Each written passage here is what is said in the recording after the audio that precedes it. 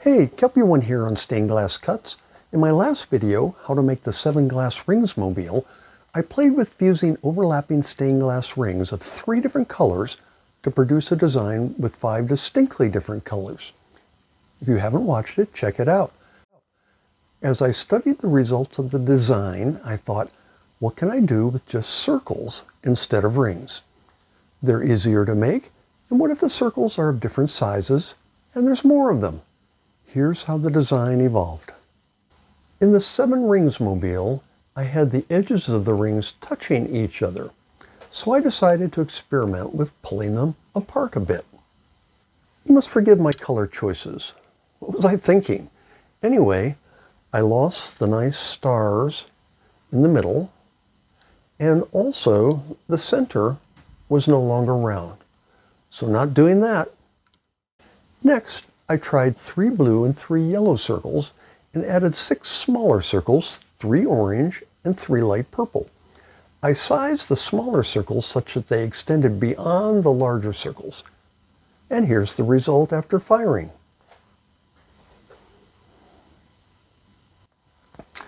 Not bad. I think I'll put that on a stem in the garden.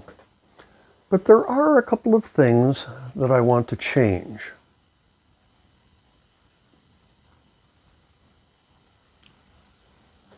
First, the petals.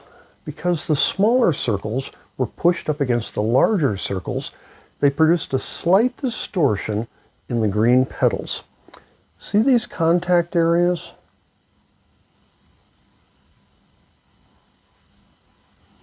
Also, I didn't get as much color as I wanted from the overhang of the small circles. But I have a plan. The size of the flower you choose to make is dependent upon the size of the circles you use. In my case, I love a challenge, so I'm adding another design element. I was looking at this 10-inch stand and realized that the clips that hold the glass are laid out in a 60-degree pattern.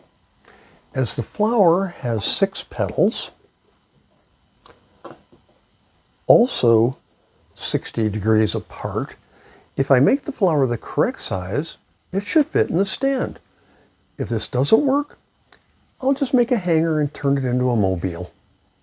Okay, starting with a 10-inch circle, which is where we want to end up after fusing, the size of the 6 large circles need to create a shape that's less than 10 inches because of the extension beyond 10 inches that is created by the small circles.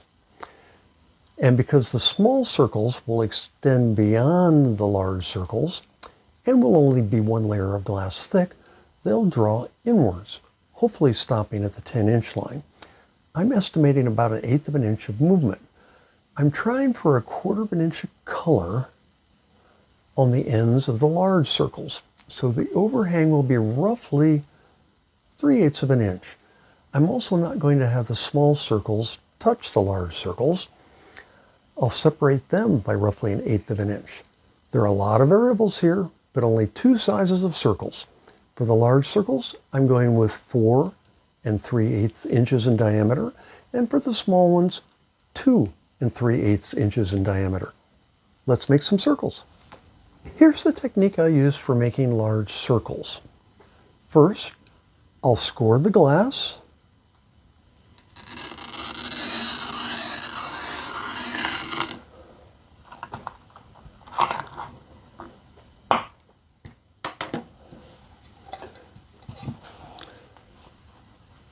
Then I'll create a starting break.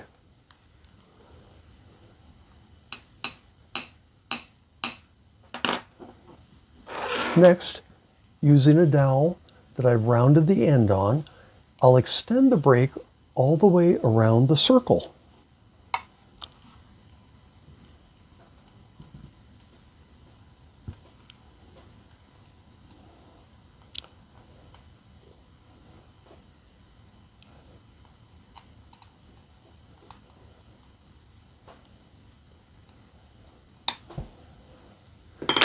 Next, I'll score some relief lines.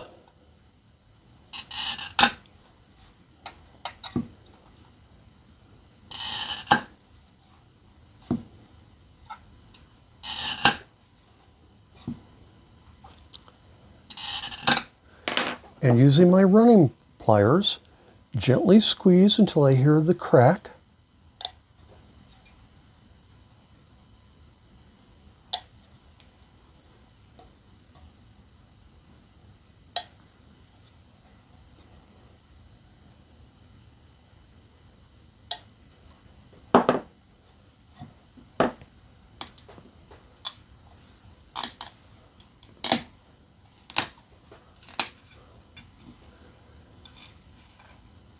And voila, we have our circle. Oops. As you can see, I screwed up the large circles.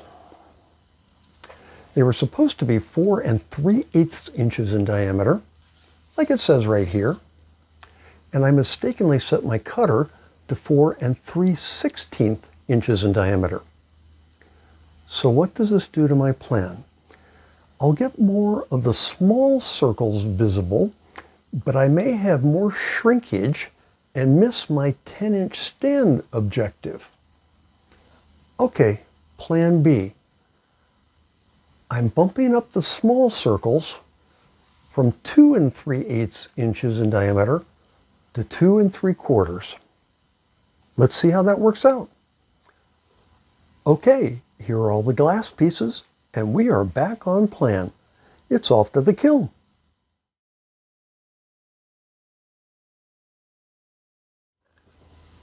So here's what we ended up with.